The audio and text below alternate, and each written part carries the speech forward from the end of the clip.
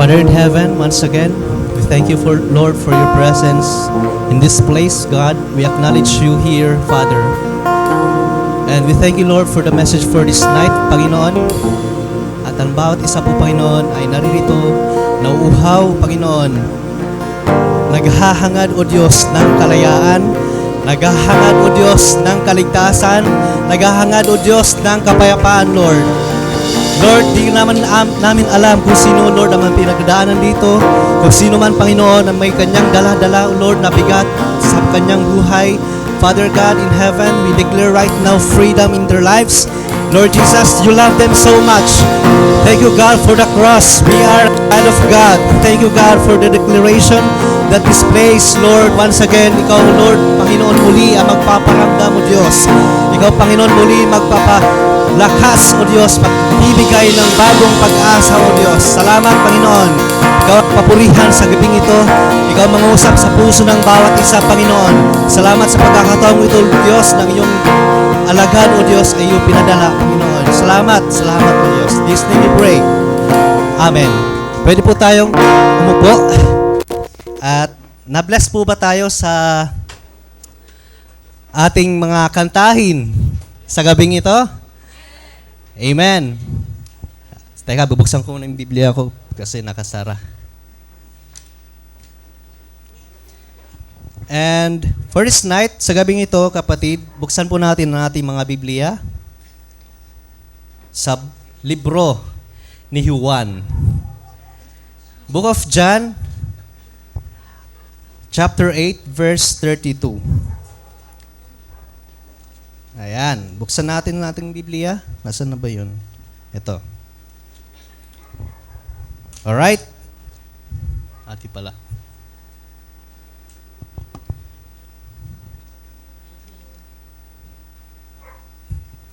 Sige, pakitulong na lang. Ayan. So, yan po ang ating verse. Pakibuksan po na yung Biblia. Kung sino pong wala, ay tignan na lang po natin dito. Ang sabi, "Then you will know the truth, and the truth will set you free." And here in Tagalog, sa Juan, Kapitulo 8, versikulo 32, "Makikilala ninyo ang katotohanan, at ang katotohanan ang magpapalaya sa inyo." Kaya ang paksa natin sa gabing ito, kapatid, ay ito, living in the truth, o kaya naman, ang mabuhay sa katotohanan. Amen ba? Yan. Now, ano po ba ang opposite ng truth? Ayan. Ang opposite ng truth, ito. Magtagalog tayo. Mag-adjust na lang kayo mga English major, ha? Ngayon lang tayo magtatagalog kasi parang mas may hagod eh. Ayan, ang opposite ng truth o ang kabaliktaran ng truth ay kasinungalingan, pagkukunwari, o pagpapanggap. Parang malalim yata yan, kuya. parang ewan ko kung nakaka-relate ba ako dito o talagang relate ba tayo dito. Di ba? So, ayan po ang ating pag-uusapan sa gabing ito. Living in the truth, kapatid. Ang mabuhay sa katotohanan. Ang tanong, ano po ba ang katotohanan na ito? Ha? Ang mga Pinoy nga, di ba? Uso sa atin, mga Pinoy, ganito. Pag tanungin ka kung okay ka lang, ang sagot mo, okay lang ako. O kaya naman, ibang tono, okay lang ako. Meron naman yung paharas, okay lang ako. Bakit yung tatanong? Diba? Uso sa ating mga Pinoy na, okay lang ako. Okay lang. Ha?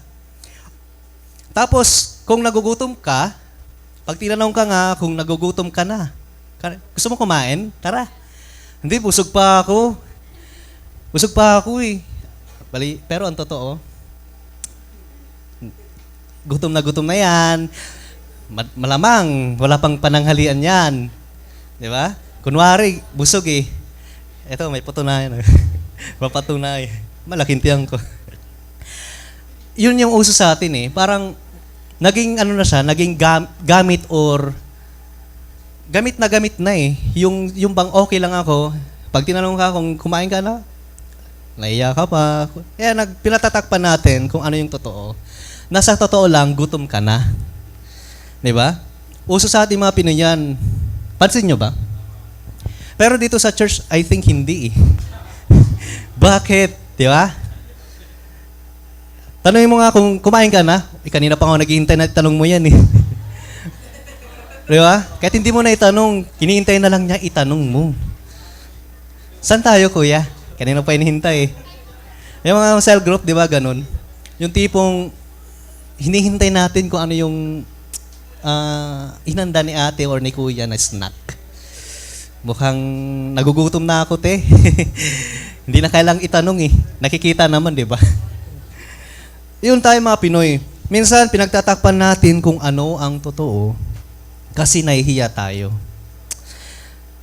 Nakakayang aminin kasi baka sabihin nito, patay gutom na ako, baka wag na lang. Hindi na ako aamin, patay gutom. Baka sabihin niya, patay gutom ako. Baka sabihin niya, maging pabigat lang ako kasi gastusin lang 'yan. Pero inanyayahan ka eh, bakit aayawan mo? Di ba? Tapos, lalong-lalo na kung nakaya kay pastor o kaya kay ate na umamin. Yung ibang sitwasyon naman, nagtanong si pastor, nag-pray ka na ba? Kaya naman, nagbasa ka ba ng Biblia ngayong araw? Nakaya di ba umamin kapag hindi? Yeah. Nakayang umamin. Nangamot ka pa ng ulo minsan. Pambihira naman si pastor. Pwede bang pas muna? Ayun, sa gabing ito, pag-aaral natin ang mensaheng ito na matututo tayong mamuhay ng ayon sa katotohanan. At ang katotohanan ay naririto. Ha? Okay. Narinig po natin ang katagang. Ay, nawawala. Ang katagang, malaya tayong mga Pilipino. Di ba? Narinig natin yan sa Araling Panlipunan. Pero kapatid, oo, totoo nga, malaya tayo. Ramdam mo ba? Di ba? Malaya kang lumipad. Malaya kang sumayaw. At malaya kang lumundag. Agila. Oo, malaya tayo mga Pilipino. Dito nga sa atin, malaya tayo nagbabasa ng Biblia eh. Sa ibang bansa, hindi. Malaya tayo umattend ng service, di ba? Sa ibang bansa, hindi. Lalong-lalo na sa mga Muslim country. Talagang patago ang kanilang pagsamba. Ni pag-cell group, talagang hindi ka magpapalata kung may dala kang Biblia. Meron akong naalalang pastor, taga sa amin, sila po'y may isang simbahan sa Qatar. Sila po'y nag-gathering sa mismong simbahan, underground po siya. Sa ilalim ng lupa, doon po sila nag-gather. Mayroon pong building sa underground, church ang tawag. So, na-amaze ako kasi kahit underground lang siya, ang daming uma-attend. Grabe. Talagang nandun po sila, uma-attend, kahit patago, at least nakakasimba. Kasi pag ipakita mo yung simbahan mo sa Qatar na ganito yung itsura, ewan ko na lang. Ayun, patago po silang sumasamba, patago rin po silang nagba-Bible study, lahat ng usapan pang simbahan, pang spiritual. So, yun. Dahil para sa ating mananampalataya, ang tunay na kalayaan ay nabanggit lamang po sa Biblia. Kung ang Republika ng Pilipinas, nandyan ang kalayaan, sa Biblia, iba pong usapan ito. Kasi ang tinutukoy po sa Biblia ay yun pong kalayaan natin kapatid nung panahon na hindi mo pa nakikilala si Jesucristo. Tayo po ba ay nakalaya na? Walang sumasagot. Sandali. Okay. Diba, tayo mga Christian, sa ating mga nakalaya na, yun po yung tumanggap kay Jesucristo. Dahil naniniwala po tayo na kapag oras na tumanggap, nagrepent tayo, nag-confess sa ating mga kasalanan, at tinanggap si Hesus Kristo bilang ating tagapagligtas, hari ng ating buhay, tayo po'y makakalaya na. Okay? Doon po lang natin maranasan ang tunay na kalayaan, ang tunay na kapayapaan. Yun po eh. Iba ka po kasi yung yung pang-worldly na kalayaan, kala nila yung may freedom tayong magsaya kahit saan, maggala-gala. Okay yan eh, pero yung kalayaan po tinutukoy ay yung spiritual po natin. Di po ba? Marami pong nagko-commit ng suicide kasi hindi po nakalaya. Marami pong nangyayari sa mundong ito, puro kasinungalingan na napopost sa mga FB page. Kasi maraming hindi pa nakakalaya. Marahil pinagtatakpan lang nila ang totoo. Kaya, naniniwala po ba kayo sa mga posts sa online? 100% ba nandyan ang ating faith? Andyan po ba ang katotohanan? Sa ating mga Kristiyano, wala po doon. Naririto lamang po, kapatid. We experience the living truth. And we experience the... Ayan. Ipopost lang natin. Nakalimutan ko. Ayan. Para may gamit naman yung yung dinownload natin. Ano ba? Ito na lang. Ayan. Marami pong nagkukunwari kasi ayaw nilang ipakita sa publiko ang totoo. Kita nyo kung, di ba sa social media, ang dami nagpo-post. Mga gala-gala naman, happy moments dyan. Pero in real life, ang layo, kapatid. Mabalitaan mo na lang, nag-suicide na. Balitaan mo na lang, may sakit pala. Or nawala na, kasi nga may tinatago. Marahil, kapatid, yun po ang patunay na hindi po dapat tayo maniniwala kung ano ang nakikita lang. Amen ba? Lalong-lalo na sa online, kapatid. Huwag natin ibase ang ating pananampalataya dyan, kapatid, kasi delikado. Maraming nadideceive. Amen ba? Maraming nadideceive kung online, internet lang ang iyong babasihan. Amen ba? Lalong-lalo na kung bago pa lang tayong Christian, mahirap talaga maghanap kung anong katotohanan, kung online platform lang yung iyong babasehan. Masisira po ang ating faith dyan, kapatid, I tell you. Amen ba? Ano po ba ang mangyayari kapag ganun ang ginawa natin? Kapatid, nilalagay lang po natin sa kapahamakan ang ating mga buhay. Kapag tayo po'y nabuhay ng may pagkukunwari, parang nilagay po natin sa kapahamakan ang iyong sarili. Kapag tayo po'y mahilig mapagkunwari. Totoo po yan. Marami pong nanganganib dyan at nakikita na po natin yan. So, what benefits ang ating makukuha by living in the truth? Pag tayo po'y natutong mamuhay sa katotohanan. Ano po ito? Unang-una, it will secure your life. Yan po ay magbibigay ng security sa buhay natin. Ikalawa, it will protect your life.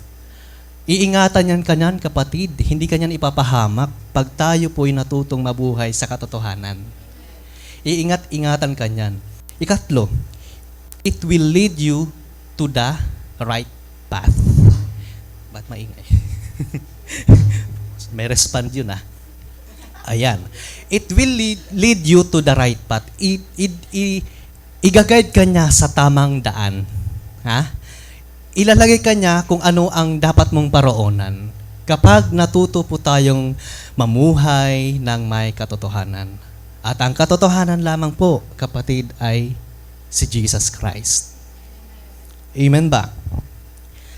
At dahil hindi nabubuhay sa katotohanan, gusto rin po nating ma-please ang mga tao. Alam nyo, kapatid, pag hindi po tayo naging ganito, parang sanay na tayong magkunwari, tinatry nating i-please ang mga tao. Papakita natin kadalasan, yung mga nag-a-attempt ng suicide, pinapakita nila sa harap ng tao na sila'y masaya. Sila po'y natutuwa, nalulugod, masaya sila sa ginagawa nila. Pero ang totoo, pag sila na po ang nag-iisa, ang laking dagok, may pinagdadaanan po pala sila. Ayan po yung mapanganib po yun, kapatid.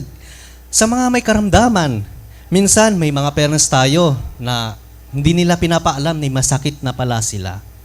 Alam nyo, ito kadalasan mangyari ito sa mga parents natin eh. Kunwari, okay lang silang humarap sa atin. Okay na okay. Pero hindi nila pinapaalam kung ano talaga ang karamdaman nila. Lalo na yung mga parents natin, mga nagkakaedad na. Yung parents natin, ganito eh, hindi nila pinapaalam, merong ganun eh, hindi nila pinapaalam sa kanilang kaanak or mga anak na meron na pala silang nararamdaman, hindi ko pwedeng isumbong to kay kasi ayoko maging pabigat. Ayoko rin maging istorbo sa kanila kasi baka hindi sila mapakali. Gastusin lang yan. Ayun eh. Marami pong nagtatago dahil natatakot sila na maging pabigat sa loob ng tahanan. At yan po yung ating titignan. Kasi ayaw nga nila maging pabigat, ayaw nila mamoblema yung kaanak nila, sila, iniinda na lang nila yung sakit. Sinosolo na lang yung sakit. Yung tipong pupunta sila sa kusina, yung pala may, ang tagal-tagal sa CR, yung pala merong karamdaman. Ang saya-saya nyo sa lamesa, nakaharap kayong kumakain. Pero yun pala, meron siyang iniinda. So, masakit po ba kapatid pag ganun? Hindi mo alam kung anong nangyayari sa parents mo. Natin. Amen ba? Minsan, alam natin, tayo rin, kaya nating itago eh, kung ano ang totoong nararamdaman. Di ba?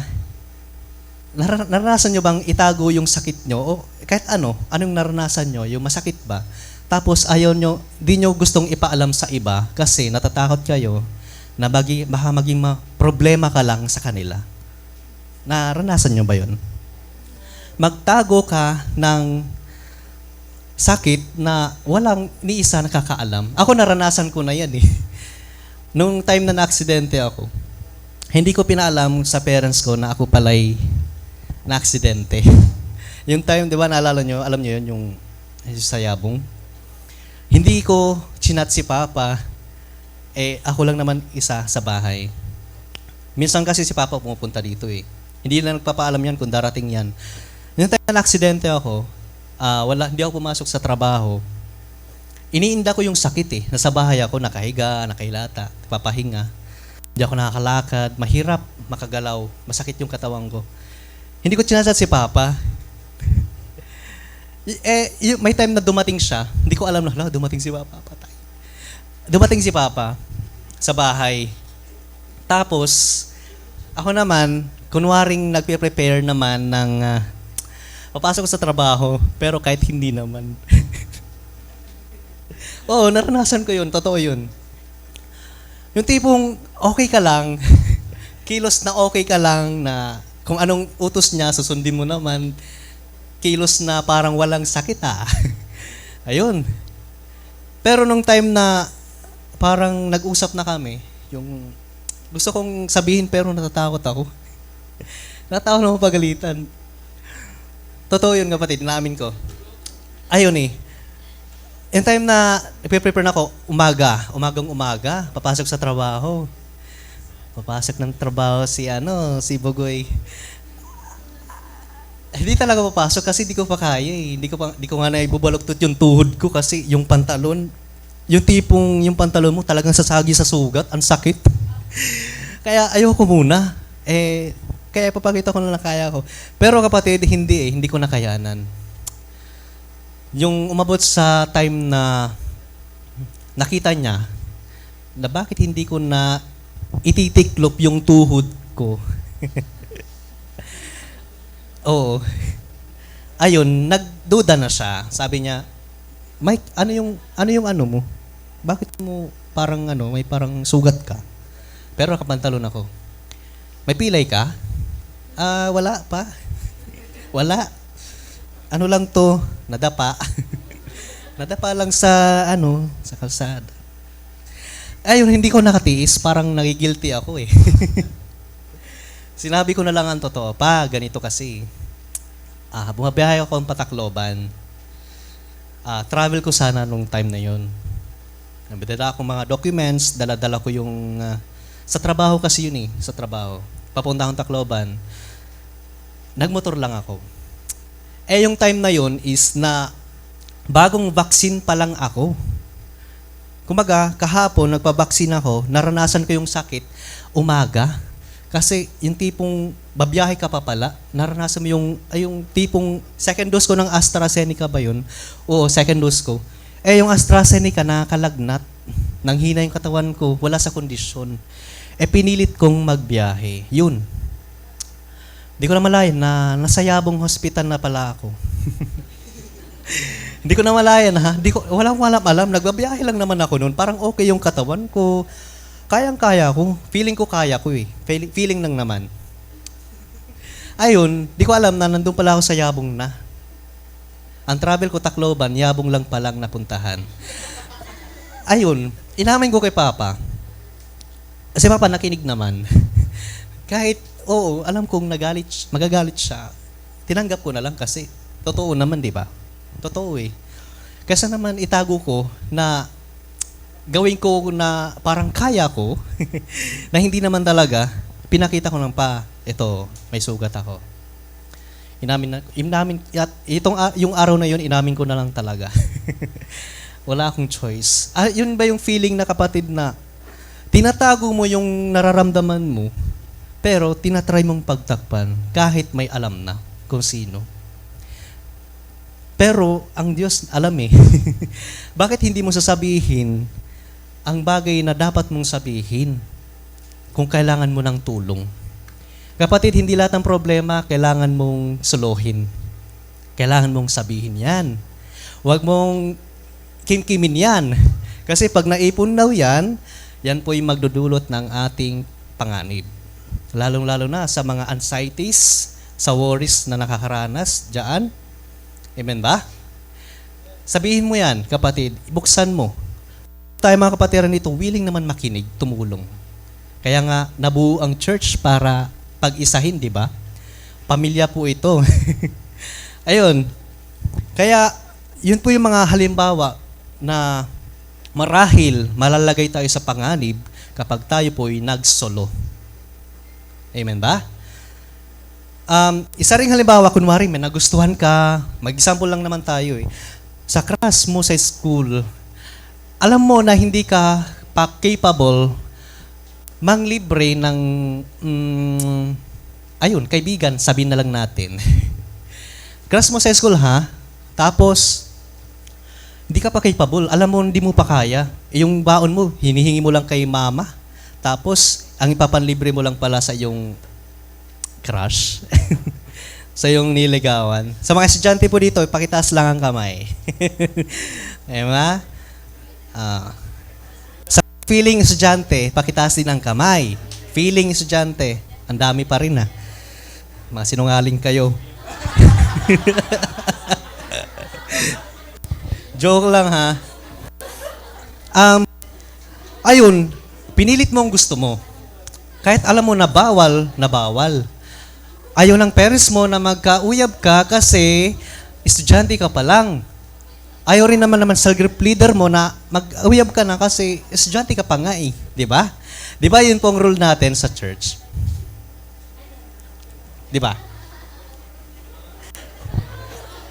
Parang wala nakakatingin sa akin mamaya. May pangit yung tingin. Ang pangit ang tingin sa akin ng ano. Titignan ako masama. Hindi, example lang ito. Alam nyo ba, na kapag nagkaroon tayo ng relasyon na patago, para rin tayong, ayun nga, lilalagay mo sa panganib na naman yung buhay mo. Naranasan nyo ba ang relasyon na patago? Sikreto lang. Secret. Ayaw ako malaman ni Sir Peter, baka ako'y sawayin. Kapatid, mahirap din po yun. Ang relasyon na patago. Lalo na kung hindi mo pa gusto sana. Kaso, inuna mo yung emosyon, kaya ayun na lang, patago na lang muna. Saka na lang siguro kapag may nakakita ng sign, okay na yan. Kapatid, mahirap magbuhay, lalo na tayo mga Kristiyano, ng patago. Okay naman isumbong isumbong ba? Okay naman isumat. Okay naman i-share kay ate. Naubusan na akong Tagalog. Okay naman, i-share mo. Share na lang para wala. Okay naman, di ba? I-open kay ate o kay pastor na ganito. Pastor, may nagustuhan ako Kaso, okay na ba kahit nag-aaral pa ako? Kaya ko naman siyang libre kahit sarili kong pera. Adyabang mo, pre. Pero kapatid, iyon pwede namang pa-advise kay ate, kay pastor, pero kung ayaw mo magpa-advise, wag mo na lang gawin. Di ba? Mahirap, kapatid, magtago ng karoon ng relasyon na patago. Pag tinatago mo, para kang yung limitado yung galaw mo Itong feeling na masikip, parang masikip ang luwag ng daan pero parang nasisikipan ka kasi yun yung feeling na nagtatago ka Di ba? Yun pong mahirap, kapatid. Lalo na kung tayo po yung mga Christian na. Di ba? Okay, sa mga nagsisimula pa lang, maging disipulo dyan. Kaway-kaway dyan, ha? Yun po ang ating mga panganib na posibleng mangyari. Mapanganib yan. Kasi, kaya nga, pag tanungin ka kung kumain ka na ba, kain ka. Kasi kung nagugutom ka, why not, di ba? Opportunity na yan. Pag hindi ka naman tinawag kumain, huwag ka nang kumain kasi hindi ka nga tinawag kaya naman, di ba? Tandaan natin, kapatid, masarap mabuhay nang hindi mapagkunwari. Masarap kayang mabuhay nang wala kang tinatago, free talaga. Talagang may kalayaan ka. Di ba? Ganun po yung feeling na may kalayaan. Kaya, tayo Kristiyano, kapatid, kung totoo nga ang Diyos na ating sinasamba, dapat totoo rin po tayo. Kung totoo si Jesus sa buhay natin, dapat tayong sumasampalataya sa Kanya ay totoo rin. Amen ba? So yan. Sabi nga sa John, di ba? God is, John 4:24, sabi, God is a spirit and His worshipers must worship in spirit and in truth. At sabi sa Tagalog, ang Diyos ay espiritu. At ang mga sumasamba sa Kanya ay dapat siyang sambahin sa espiritu at sa katotohanan. Dalawa, kapatid, sa espiritu at sa katotohanan. Hindi po nawawalang katotohanan, ha? Totoo. Ang sarap sumamba sa Panginoon kapag totoo. Ang sarap umati ng cell group pag totoo. Ang sarap umati ng Bible study kapag tayo'y totoo. Ayun, kapatid, kailangan natin maging totoo. Huwag tayong mamuhay na may pagkukunwari. Mahirap yan, kapatid. Huwag tayong mamuhay na may pagdadalawang isip. Kailangan nating maging honest. Ate, kuya, hindi ko naintindihan yung Bible study. Pwede pakilinaw sa akin. Kung may point na hindi mo naintindihan, pwede mo man itanong para malinawan ka kung ano ba ang katotohanan. Malamang, kapatid, maraming hindi nagpapatuloy dahil hindi po nila naintindihan talaga ang salita ng Diyos. Yan po ay marahil isang rason na kung bakit walang nakakaintindi at walang nagpapatuloy. Ano ba yan? Matagal na ako sa summer kaya medyo medyo pumapalya na yung pagtatagalog ko. Talaga. Ayan. Meron po tayong tatlong points dito na pag-uusapan na para hindi po tayo maligaw o kaya magkaroon po tayo ng guide na mamuhay sa katotohanan. So, unang-una, kapatid, ito yun. Ang liit. Nakikita nyo? Jesus is the absolute truth. Bakit, kapatid? It means Jesus Christ is perfect. Hindi po siya nagkukulang. Siya po ay complete. Hindi po siya bawas. Buong buo po yan, kapatid. Siya po ay totally perfect po talaga. Hindi po natin ipagkakaila na siya po talaga ay walang pagkukulang. Siya po'y totoo, kapatid, ha? Wala po siyang sinasabi, hindi po haka-haka o opinion lamang. Ang ating Diyos ay hindi po istorya lang, parang fairy tale. Hindi po ganun. Ang ating Diyos ay totoo at nararanasan mo. Ang tahimik.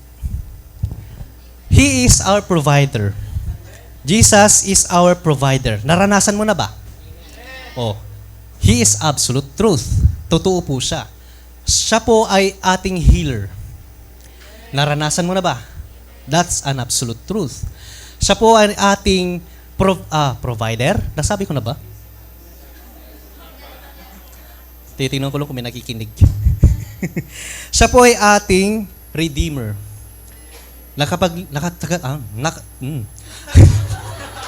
Tagapagligtas. Ayan. Siya po ay ating hope, our salvation. Nasa Kanya na lahat, kapatid eh. Nasa Kanya na lahat. Ibig sabihin ng absolute kasi is complete. Walang pagkukulang. Lahat ng hinahanap mo ay nasa Kanya na. Ano pa bang katotohanan ang hinahanap natin? O kapatid, in Acts 4:12, sabi dito, salvation is found in no one else. For there is no other name under heaven given to man by which we must be saved. Wala nang iba, kapatid. Sa Tagalog, ito naman, para maging Pino, ha? Mga gawa, Tagalog, 4 verse 12. Ikapitulo 4, versikulo 12.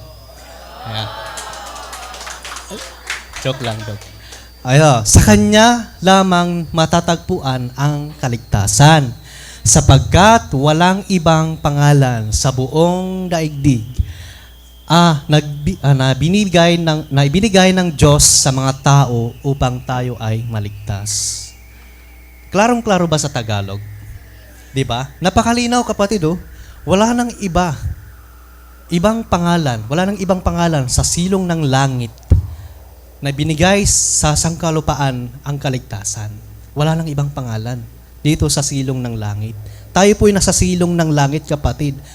Wala nang ibang binigay ang Diyos ng ibang pangalan na sila po'y magliligtas, kundi si Jesus lamang. Yan po ay katotohanan.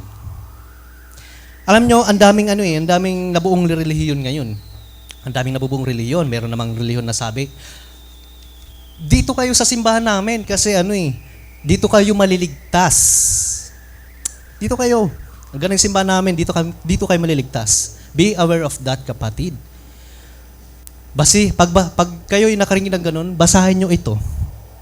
Ha? Basahin nyo po yan. Hindi po simbahan ang makakapagligtas sa atin, kapatid.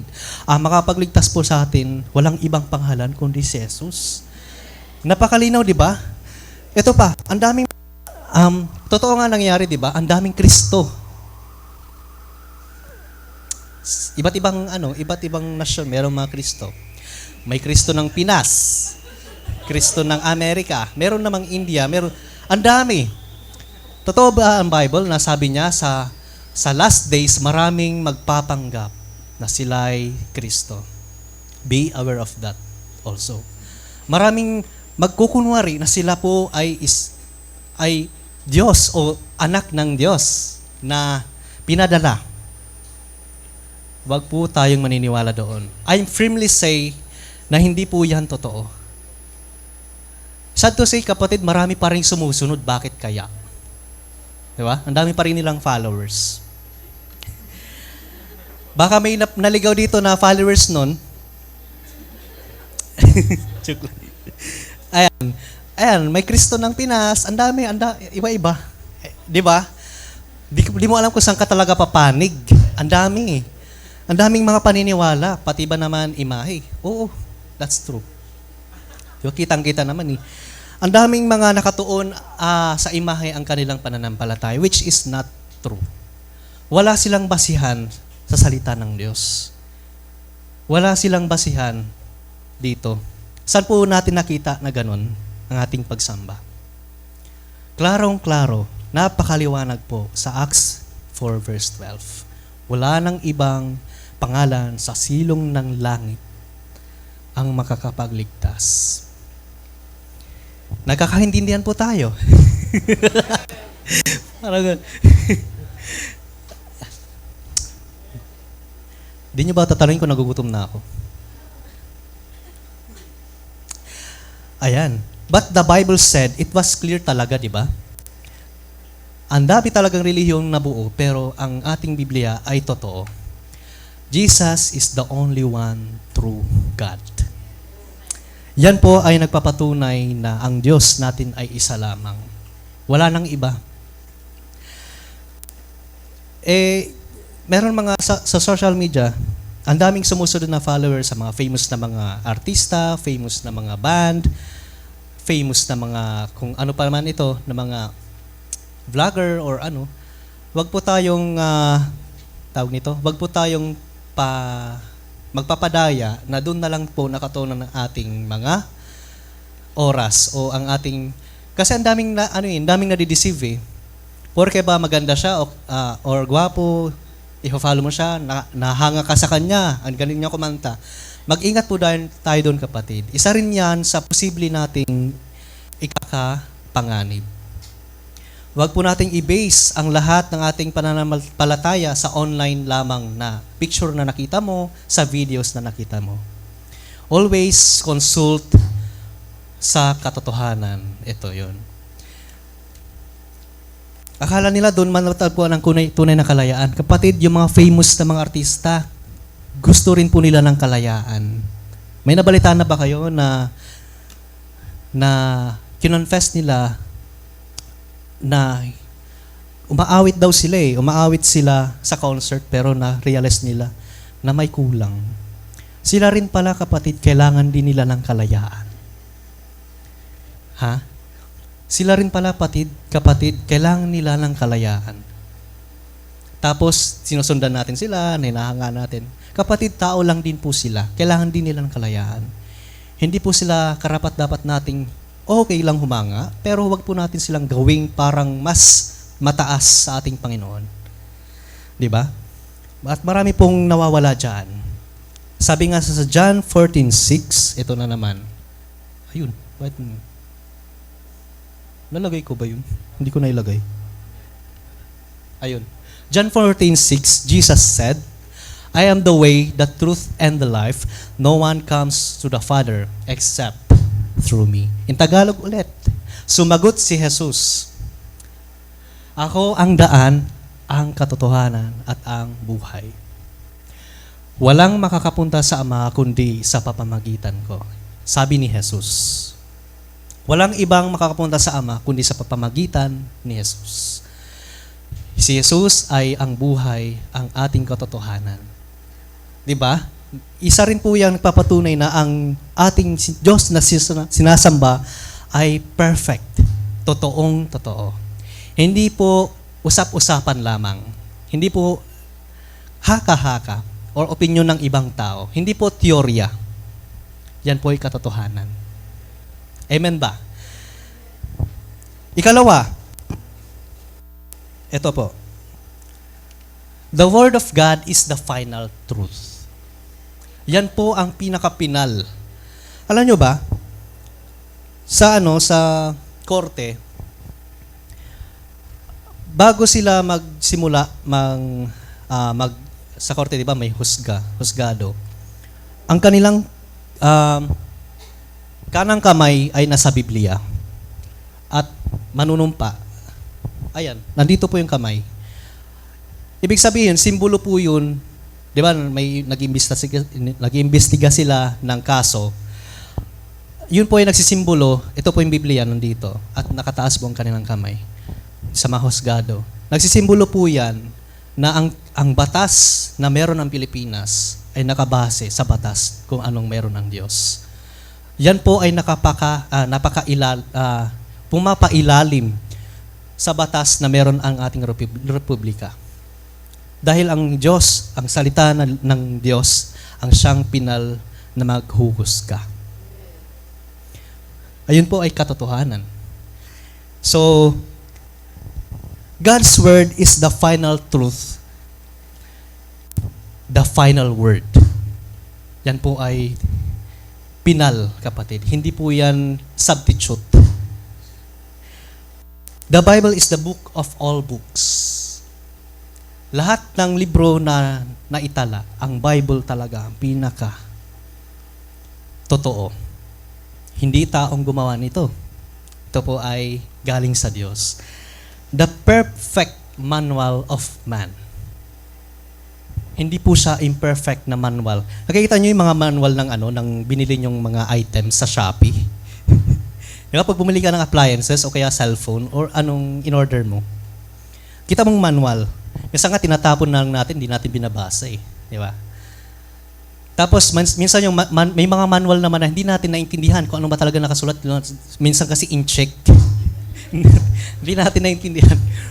Mga in-check yung yung nakasulat mga. Hindi man naintindihan.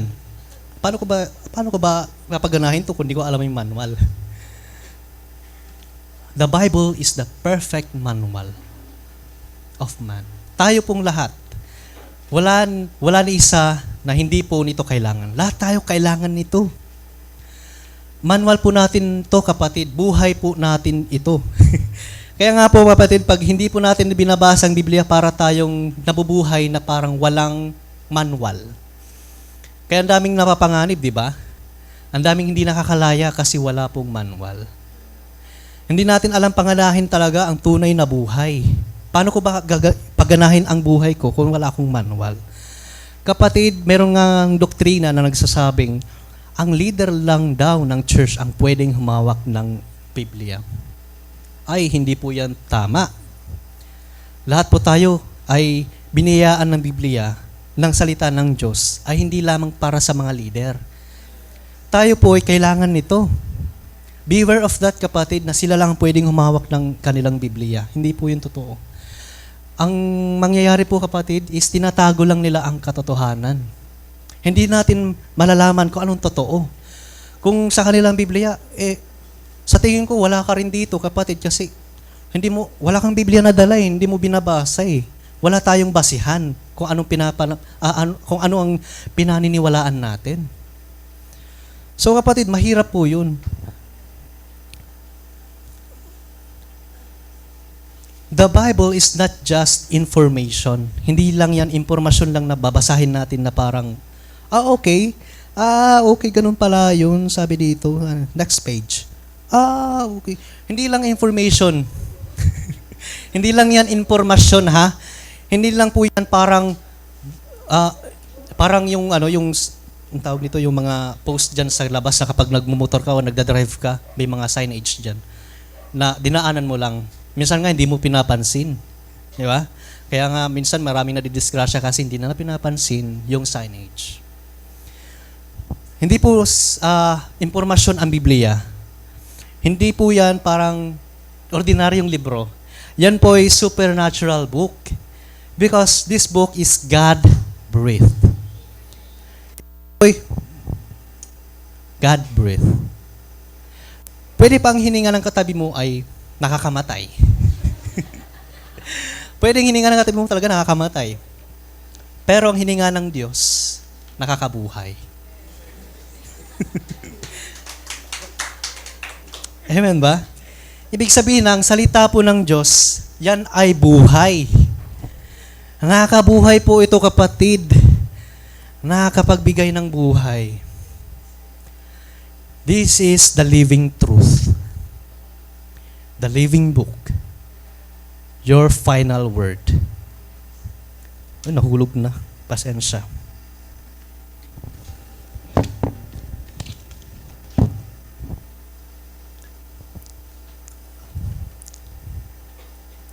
Alam nyo ba, na ang Biblia rin, kung siyang batas na pumapailalim sa lahat ng mga batas, yan po ay ang salita ng Diyos, ang siyang nagbibigay, yun nga, buhay. Buhay, nawala ko dun buhay sa bawat isa, sa bawat walang pag-asa. Kaya nga kung itinatago lang natin ang Bible, parang nabubuhay tayo ng wala talagang pag-asa. Kung atin lang tayo ng church, gabi-gabi o araw-araw sa simbahan o sa cell group, pag wala tayong Bible, hindi po tayo talaga mabubuhay. Magiging mabaw lang talagang hininga mo, kapatid. Joke lang. Pero totoo totoo talaga. Kailangan po natin ng hininga ng Diyos. At saan po nanggagaling ang hininga ng Diyos? Nandito po sa katotohanan. Sabi nga dito sa ating verse, sa 2 Timothy, ewan ko nalagay ko dito. Ayun, nailagay ko pala. 3:16, all scripture is God-breathed and is useful for teaching, rebuking, correcting, and training in righteousness, so that the man of God may be thoroughly equipped for every good work. Kaya kailangan po talaga natin ng manual para tayo maayos. Ang manual, yan po ay tutulong sa atin, guidance sa atin, kung saan po, anong klase bang buhay meron ako? Ano bang manual meron ako? Ano bang purpose ko sa katawang ito? 'Di ba? Diyan po natin malalaman kung ano ang purpose ng buhay mo, ng iyong katawan. Amen ba? Pag walang manual, para ka lang nagsasayang ng buhay. 'Di ba? Parang ayun nga, nilalagay talaga natin sa panganib ang ating buhay, kapatid. Ngayong naririto ka na, alam mo na ang katotohanan. Hindi aksidente nandito ka sa simbahang ito. Dinala ka po ng Diyos para malaman kung ano ang iyong manual. In Proverbs 19:21, many are the plans in a man's heart, but it is the Lord's purpose that prevails. Yan nga po ang salita ng Diyos, yan po ang pinakapinal. Kung ano po ang ating gusto, pero kapatid, ang gusto ng Diyos pa rin ang masusunod.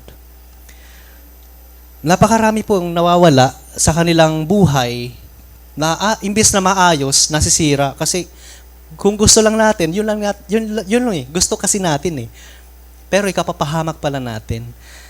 Pero ang salita ng Diyos, kapatid, ang will ng Lord sa ating buhay, ang siya pa rin mamayagpag. Siya pa rin ang matutupad. Minsan, sinisipag tayo magbasa ng Bible. Minsan, di naman nakakatamad. Kadalasan, umasa tayo sa feelings lang. Ginaganahan ako magbasa. Bubuksan ko muna nga. Ganado tayo minsan, di ba? Kadalasan nga, nakatamad mag-aral. Tamad magbasa, ni pagbuklat, parang ambigat yata. Hindi ko mabuksan. Ambigat? Yeah, nabibigatan tayo Kaya nga, yun nga, feelings are dangerous. Kung ang faith natin nakabase lang sa feelings, ay dangerous po yun, kapatid. Ngayon, mahal mo. Mamaya, hindi na. Feelings Ganun pong mag-manifest ang feelings. Kanina in love ka kay Lord. Ngayon, hindi na. Ang feelings, ganun mag-manifest. Sa sandali lang yan. Hindi siya tumatagal. Yun nga sabi nga sa Jeremiah 17:9, ang dami kong verse yata. A human heart is the most deceitful of all things. Ang ating mga puso, yun po ay pinaka-mandaraya. Totoong sinabi napakaliwanag. A human heart is the most deceitful of all things. Pinakamandaraya po ang ating puso. Pwede kang dayain yan. Maraming ways para kadayain yan. Sasabihin ng puso mo, wala naka-appreciate sa akin. Sabihin naman ng puso mo, minsan sabihin niya, wala nagmamahal sa akin. Ayoko na talaga mabuhay. Ang daming feelings na bumubulong sa'yo. Ang daming klase ng feelings. Marahil, yun lang pinapakinggan mo. Natin. Sabi sa Bible, mahal ka ng Diyos at yun po ay totoo. Huwag mong pakikinggan ng feelings. Sabi sa Bible, dangerous po siya. Mapanganib. Pwede kang sirain yan. Kung ang feelings lang natin ang ating susundin. Kaya nga salita ng Diyos, siya ang manual na nagsisilbing guidance para sa atin. Para hindi tayo mawala. Para hindi ka lang magbase sa ating feelings. Di po ba? Pag feelings ang binasehan, Kapatid, I tell you, hindi po tayo magiging matatag na Kristiyano. Marami na pong dumaan sa feelings lang. Pero nakita nyo ba kapatid, nagtagumpay ba sila? Hindi, di ba? Gana, and fire ngayon, pero ngayon, pag may problema na, wala na. Kasi feelings lang eh. Mahirap po yun. We don't follow what feels right. We follow what is right. Hindi po natin sinusunod kung ano ang ating nararamdaman. Kala natin tama. Pero ang sinusunod po natin kung ano ang tama. Amen ba? Don't trust your feelings alone. Always look at the Word. God's Word. Look at the truth of God's Word. Huwag tayo magbase sa feelings. Always look at the Word of truth. The Word of God. Kasi ang salita ng Diyos, siya ang pinakapinal na magsasabi kung ano ang totoo. Pwede mong because the truth of God's Word will set us free. Yun lamang po ang way para makalaya tayo. Huwag po tayo maniwala sa social media kung anong sinasabi ng ilan. Marami man sila, kung nakita mong hindi nabase sa salita ng Diyos, hindi po yun tama. Ang salita pa rin ng Lord, ang siyang pinal na magsasabi ng totoo. Kaya kapatid, mag-ingat ka. Mag-ingat tayo. Ikatlo, a changed life is the real truth. Yan po ay isa ring katotohanan. Ang changed life ay magsasabi ng katotohanan. Real truth, ang katotohanan. Kasi yun po yung nagtatestify na tayo po talaga ay, kung totoong binago tayo ng Diyos, yun po ay magbibigay ng, or mag-witness sa buong mundo na ang ating Diyos ay buhay. Na tayo po talaga ay totoo. Ito po yun. Ibig sabihin ng taong binago, dapat totoo yan. Ang taong binago ay dapat totoo yan. Hindi po pwedeng dayain ang taong totoo. Pwede mong patangusin yung ilong mo, pero pwedeng hindi ka nabago. Diba? Ang kilay mo, kung burado, pwede mong pakapalin. Pero pwede namang hindi ka nabago. Diba? May pagbabago sa ating mga itsura. May mga pagbabago sa ating mga itsura. Ba't ito matawa? Pero, kapatid, kung ang ating karakter walang pagbabago, hindi po yun totoong pagbabago. Ang iba naman, kung ang dibdib nakatago, pinapaumbok daw nila, pwede mong baguhin yan. Yun pong uso sa world ngayon. Kaya naman, sa physical, marami nagbabago. Physical talaga, nababago. Pero yun ba talaga ang tunay na pagbabago? Kung ang labi mo, manipis yung labi, pwede mo rin pakapalin. Pwede mong pakapalin. Yan nung uso ngayon ka. Uso pala yung makapal na labi ngayon. Kung ang mata mo, gusto mo ibang kulay naman. Gusto mo kulay blue, kulay asul. Kaya gusto mo namumula, kulay red. May contact lens dyan. Diba? Mag-iiba talagang kulay ng mata mo. May contact lens para dyan. Mamimili ka na lang kung anong gusto mong kulay. Bahala ka kung anong trip mo. Kung ang mukha mo naman makapal, pwede mo rin baguhin yan. Pwede mo ring panipisin. Joke. Di ba? Nakikita nyo kapatid, nababago ang lahat sa physical na anyo. Pwedeng baguhin. Pero ang hindi nababago ng tao, ito, ang ating mindset, ang puso. ang attitude natin. Behavior, kapatid, ang hindi nababago ng tao. Ang makakapagbabago lang niyan ay ang Diyos. Yun po ay katotohanan. Yan po ang ikatlong point po natin. A changed life is the real truth. Yun nga, kung ang buhok mo naman, marami pa example may nilagay ko dito. Sayang kung di ko sasabihin. Kung ang buhok mo medyo manipis, pwede mo ring pakapalin. May wig naman dyan, di ba? May wig. Kung nagkukulang tayo sa ngipin, pwede ring takpan. May ito tumataw. Pwede natin takpan.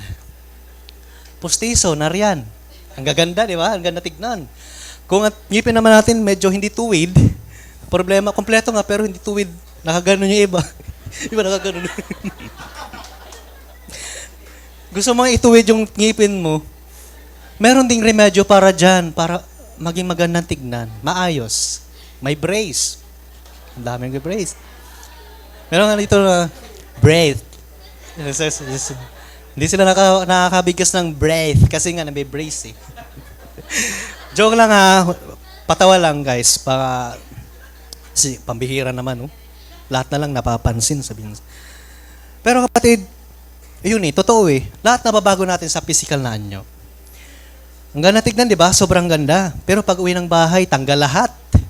Tanggal. Tanggal. Di ba? Nakikita sa bahay ang totoo. Kung sino siya sa bahay, doon mo nakikita ang totoo niyang anyo.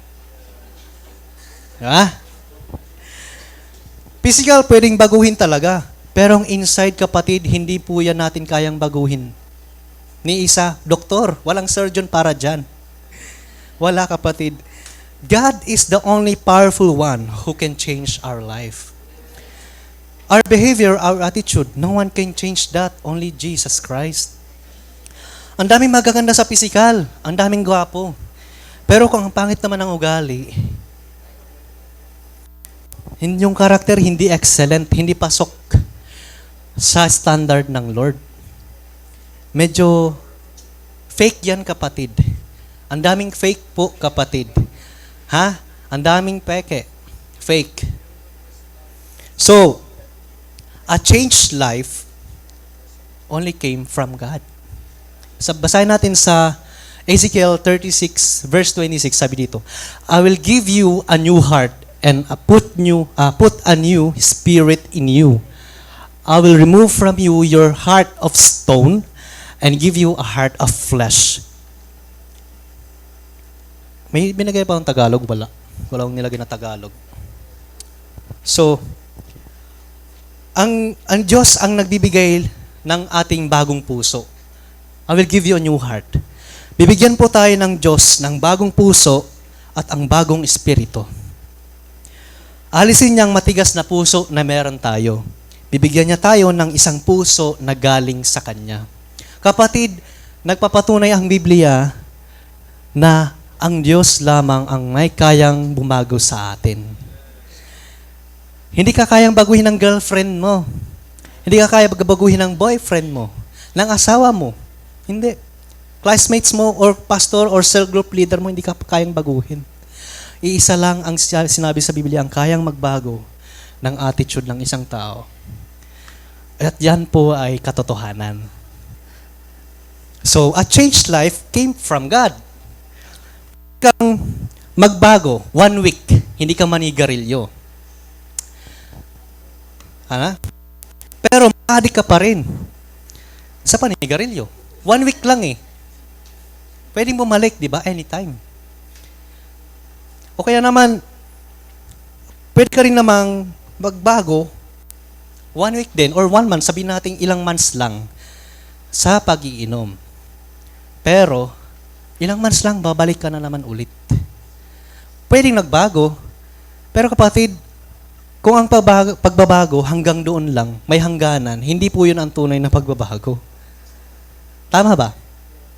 Tama ba? Fake po ang tawag doon. Fake po ang pagbabago kung walang intervention ng Diyos sa iyo. kailangan maranasan mo ang Diyos. Kailangan may intervention ang Diyos sa ating buhay. At diyan po natin maranasan ang tunay na pagbabago. Kapag fake ang pagbabago, kapatid, again, ipapahamak ka nito. Di mo alam. Di natin alam. Dumating na pala si Lord. Ang pagbabago natin may limit lang. Hanggang 1 week lang ang tinagal. Pero dumating si Lord. Di ba? Panganib. Sayang lang ang ating pakikinig sa church. Di ba? So, delikado po yun, kapatid. Kaya nga maraming namamatay sa cancer. Kasi, yung nagpa-lobo ng dibdib, yan po yung isang delikado. Maraming namamatay sa cancer dahil dyan. Kasi fake yung pagbabago sa kanya eh. Nadapuan tuloy siya ng cancer. Mali po ang step na yun. Mali po yun. Kaya hindi mo pwedeng baguhin ang ginawa ng Diyos. Okay lang. Pagandahin natin ang ating tsura, maging presentable tayo. Pero yung usapan naman na itong talagang may retoke na, yun po ay delikado. Mapanganib po yan, kapatid. Kaya sabihin ko sa inyo, ang totoo, mahirap baguhin kung ano ang binigay ng Diyos. Mahirap yun, kapatid. Ikapapanganib natin yan. Alam nyo ba kung ano ang dapat baguhin sa atin? Yan ay ito. Our mental attitude and our heart.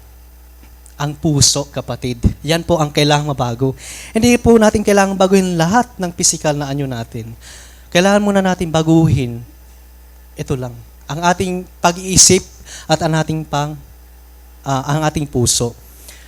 Pag nabago po ang ating puso at ang ating isipan, lahat sa physical, nagbabago din. Nagbabago ang response, and you will sense the right and wrong. Di po ba? Nagbabago ang ating physical na anyo pag ang nabago muna na sa atin ang ating pag-iisip at ating puso. Nagbabago yung kung noon ang suot mo puro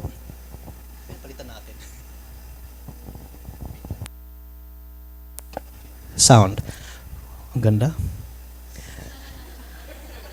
Parang nabago yung mic Kung ang suot natin, maikli, lahat masikip.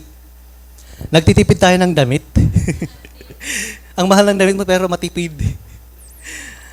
Pag yan nagbago ang ating pag-iisip, ang ating puso, susunod na magbabago rin ang ating pananamit, ating pananalita, ang ating mga response, lahat po nagbabago. Pag ang nabago sa atin, ito. Pansin nyo ba, noong una, kapag na-invite na kayo sa cell group, noong una, grabe ka manamit. Sound. Grabe ka kung umasta sa galaw mo, sa pananalita natin. Grabe noon, ikumpara mo ngayon, anong pagbabago? May nabago na? Amen ba? Yan po,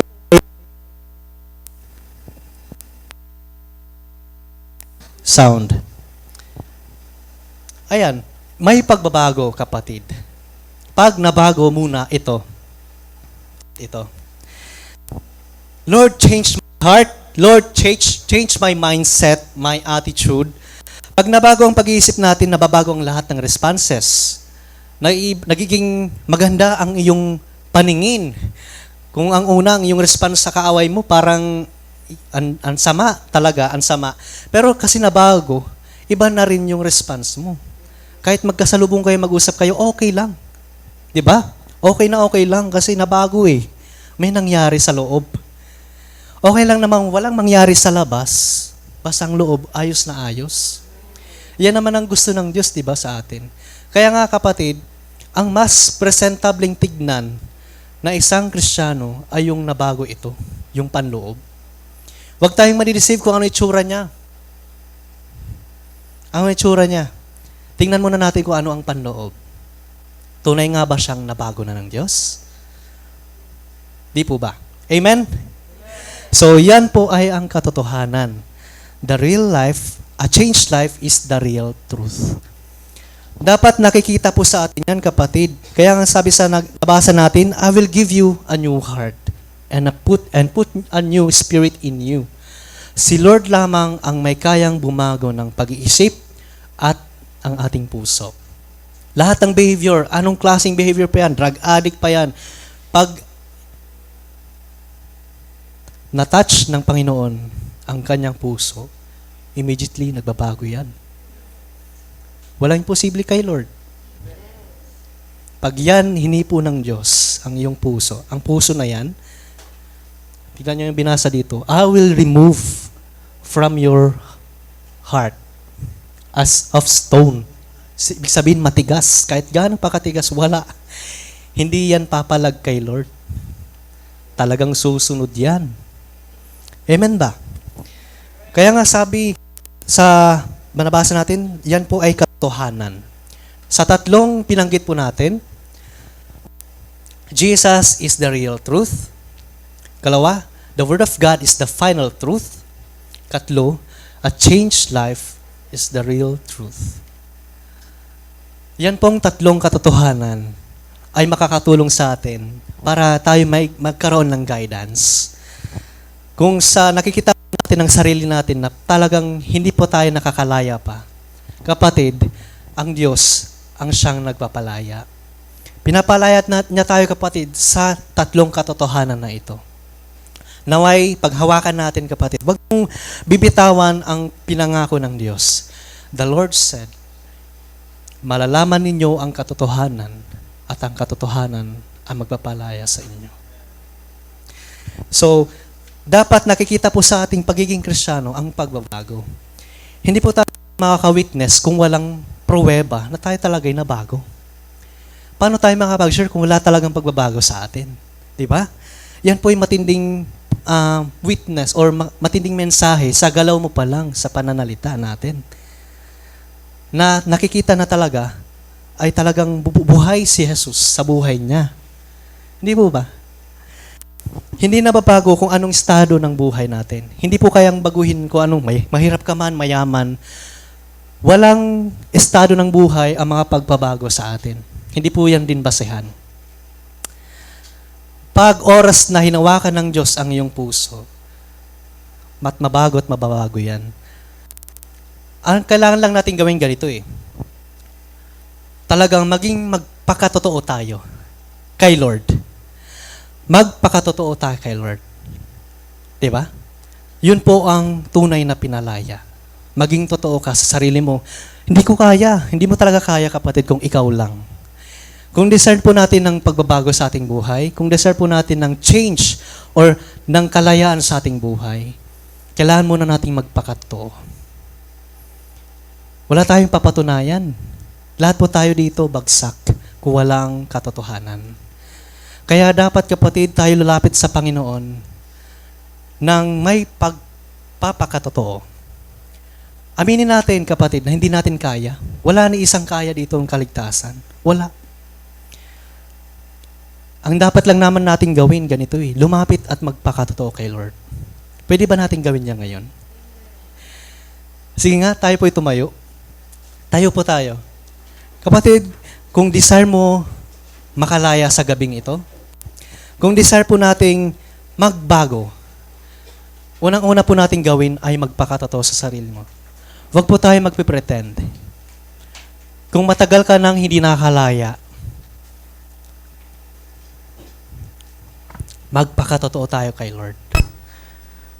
Ngayon, kapatid, kung gusto mong makalaya, matagal ka na bang nahihirap? Gusto mo bang maranasan ang pagkilos ng Diyos? Gusto mo bang maranasan ang intervention sa buhay mo? Kapatid, ang Diyos lamang, si Jesus lamang ang may kakayanang magbago sa atin. Ang may kapangyarihang magbago ng ating pag-iisip, ng ating pananalita, ng ating puso. Hallelujah. Because Jesus Christ is the only one, the only truth, the living truth in our lives that will give us freedom. Kung gusto mo, kapatid, maranasan ang tunay na kalayaan, lumapit ka lang sa Kanya at hindi niya ipagdadamot sa iyo, kapatid, kung ano ang totoo. Hallelujah, Jesus Christ. If there is someone here na hindi pa nakakalaya, lumapit ka lamang sa Panginoon. Buksan mo ang iyong puso. Buksan mo ang iyong puso. Huwag kang magatubiling, buksan ang iyong puso. Ilapit mo sa Kanyang lahat ng kabigatan mo. Kung kapatid ika'y nahihirapan, buksan mo lang ang iyong puso. At ang Diyos mismo ang yayakap sa iyo. Hallelujah, Jesus. Hallelujah. Hallelujah, Jesus. Jesus and righteousness. Oh, Jesus, I dare not trust the sweetest thing. Hallelujah. But wholly trust in Jesus. Trust in Jesus' name. Hallelujah. My hope is built on nothing less than Jesus' blood.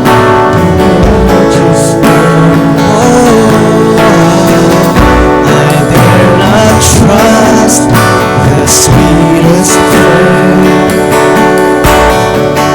but wholly trust in Jesus' name.